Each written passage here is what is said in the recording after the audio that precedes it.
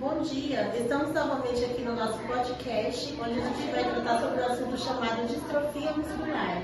Eu sou a apresentadora Cláudia. Eu sou a apresentadora Maria Aparecida. Vamos falar de uma doença que é a distrofia muscular, que é pouco conhecida, mas muito falada.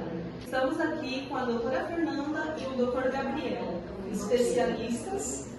Doutora Fernanda, para a gente poder entender mais um pouquinho sobre a distrofia muscular, a gente sabe que tem mais de 30 distrofia muscular e a gente quer entender um pouquinho as duas mais comuns. Sim, você está bem informada, hein? A gente tem bastante dessas doenças, né? São doenças que atacam o sistema músculo-esquelético, atacam principalmente o músculo, e são doenças raras, são doenças genéticas que atacam principalmente essa do gene, atacam as crianças, né? Tem a Becker que ataca os adultos, e hoje a gente vai estar falando para vocês, explicando um pouquinho mais sobre essas doenças. Como ela acabou de comentar, né, a distrofia muscular ela é uma doença que afeta o gene X, né, que é responsável pelo sexo masculino. Isso é transmitido da mãe. Mulheres, são raros os tipos de distrofia muscular nas mulheres, porque normalmente elas possuem os dois cromossomos X, né? E quando um apresenta um defeito, o outro já é o suficiente para corrigir esse defeito. Como no sexo masculino, o homem possui somente um gene X, e quando esse gene vem com defeito, ele apresenta essa falta de proteína, que é a distrofina. A proteína é responsável por, vamos dizer assim, ligar o citoesqueleto das células musculares. E a gente consegue identificar um dos primeiros sinais na criança, na perda de desenvolvimento, fraqueza. Você consegue perceber também assim, um retardo para a criança continuar andando, aprender, muitas das vezes também dificulta a fala bastante. Então são sinais onde a gente interpreta que é a Duchenne, que é uma das mais comuns, quando a criança já apresenta esses sinais desde pequeno. Ela começa a apresentar, como eu falei, um retardo no desenvolvimento da criança em geral, na fala, para andar também, né, como coisas simples, como pegar um brinquedo na mão, são sinais que já apresenta a distrofia muscular. E a de Becker é a mais comum nos adultos, ela tem um avanço um pouco mais devagar do que a de Duchenne. A de Duchenne é mais degradável, a de Becker é um pouquinho mais devagar, digamos assim. E ela não avança tanto quanto a de Becker, a de Duchenne. E essa doença, como tratá-la? Ela tem cura? Tem alguma cura? Como tratá-la? São doenças que não têm cura, né? O próprio corpo vai eliminando essa proteína distrofina e a gente precisa fazer o quê? Impedir que isso aconteça, né? E deixar com que essa pessoa tenha uma vida mais comum, né? Então, a gente utiliza corticoides, que são medicações que atuam para combater a própria defesa do nosso organismo, né? Essas pessoas que têm essa doença precisam ter uma vida normal, né? Nunca vai ser normal, na verdade, né? Nunca vai ser normal. Mas essas medicações vão ajudar que esse efeito não aconteça tão drasticamente naquele músculo, né? Alguns desses medicamentos que eles tomam é responsável por retardar alguns dos efeitos colaterais que acontecem devido a essa doença. Por exemplo, a pessoa que apresenta essa doença, ela tem uma aparência um pouco mais magra, porém ela tem um inchaço nos tornozelos do pé.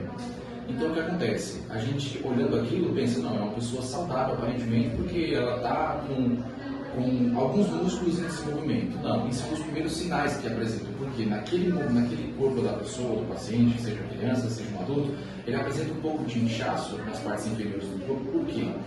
É como se fosse um ato de defesa do nosso corpo. Quando nossas células musculares apresentam uma falha nos genes, tanto comprometendo as fibras musculares como na proteína que irriga a fibra, o nosso corpo, para proteger aqueles músculos que se romperam, que foram danificados, a gente consegue produzir o que? Isso é automático do corpo. A gente produz gordura, que é a gordura normal, que a gente conhece como corpo caloso, e a gente produz também tecido fibroso, que o músculo, em autodefesa, ele produz esses dois para poder impedir que aquele músculo continue exposto, assim acontecendo mais rompimentos futuramente. Então essa criança apresenta esse inchaço, mas não é um inchaço de músculo em si, é um inchaço de outras coisas que estão substituindo aquele músculo que foi danificado. complicado. E os corticoides também, eles acabam tendo seus efeitos colaterais, e o edema, né, o inchaço do corpo, é uma das coisas que é bem evidente nessas crianças. Imagina que o músculo precisa ser nutrido e irrigado, e ele aparentemente precisa estar forte, né? O músculo dessas pessoas que têm essa doença é aquele músculo mirradinho, aquela musculatura bem fraquinha. Você pensa que está pegando o músculo, e como o Dr. Campeão disse, é gordura, né? É um inchaço também. Isso é muito dolorido também, né? Uma das formas de tratamento também é a fisioterapia, né? São coisas que a gente quer no cuidado paliativo, né? Que é ajudar com que essa pessoa veja uma forma melhor. Né? E a fisioterapia ajuda muito na parte muscular, na parte musculoesquelética. Nossa, que interessante. Mas assim, qual é a expectativa de vida que a pessoa tem, tanto a criança quanto o adulto? Olha, Maria, infelizmente não é tanto tempo que uma pessoa com essa doença pode viver, né? Porque como atacam os músculos, a gente tem que lembrar que pulmão é músculo, coração é músculo, né? Muitas vezes as pessoas precisam de algum aparelho respiratório para respirar, né? Então, até uns 30 anos, mais ou menos, diante da literatura, é o que nos mostram o quanto que essas pessoas podem viver. Mas isso vai de caso para caso, né? Como ela comentou, né, a estatística de vida de uma pessoa que apresenta a deficiência de Becker é uma pessoa que é uma doença que se agrava ao decorrer da idade, né? Quando a pessoa está mais velha, ela acaba descobrindo que tem esse distúrbio. E eleva a vida dessa pessoa até os 70 anos possível, a estimativa. E a pessoa que tem a de Duchenne é quando ela nasce, desde pequena ela já apresenta essa dificuldade. Então, a estimativa de vida é um pouco menor, é os 30 anos, porque, como ela mencionou, afeta principalmente os pulmões, né? A gente tem nossos pulmões, a gente tem o diafragma, que é um músculo, que é responsável pela contração e descontração, que faz os pulmões funcionarem. Ele também é afetado devido a essa doença, porque ele tem fibras musculares, assim também como o miocárdio, que é o tecido do coração. Ele também é afetado devido a essa doença e acaba reduzindo drasticamente o potencial de vida do paciente. E uma pergunta que eu tenho, como assim? Qual é o diagnóstico? O diagnóstico para essas doenças, a gente tem os exames clínicos, né? A gente faz o nosso consultório, a gente conversa com os exames clínicos para avaliar essa criança, o histórico familiar, né? De hereditariedade, testes genéticos, biópsias, ressonância magnética. Então a gente usa vários métodos, né? Métodos, isso mesmo, métodos para poder a gente estar diagnosticando e ter a veracidade dessa, que é essa doença também, para poder a gente estar fazendo um tratamento adequado.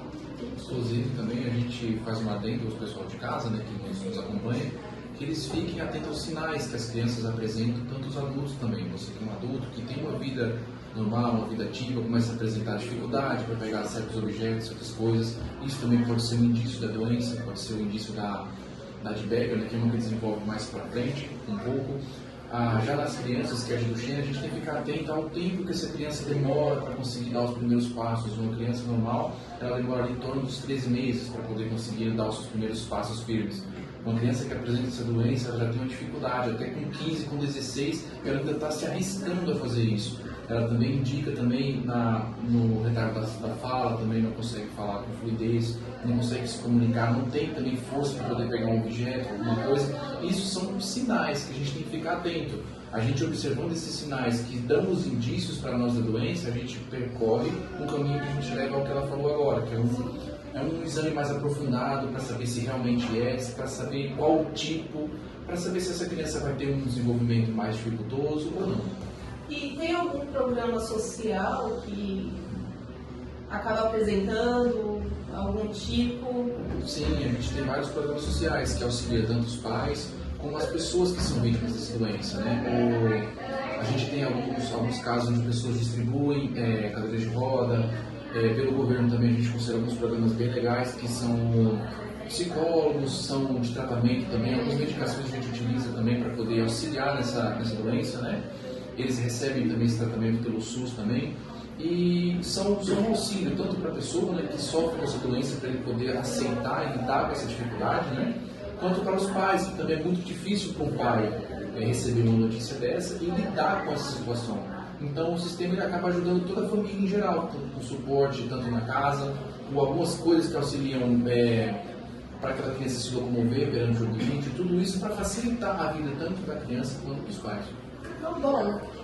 Bom, esse foi o nosso bate-papo de hoje. Nós agradecemos aos especialistas doutora Fernanda e doutor Gabriel.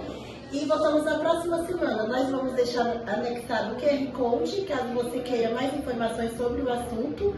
Você pode estar acessando e se informando melhor. Desde já agradecemos e até a próxima semana.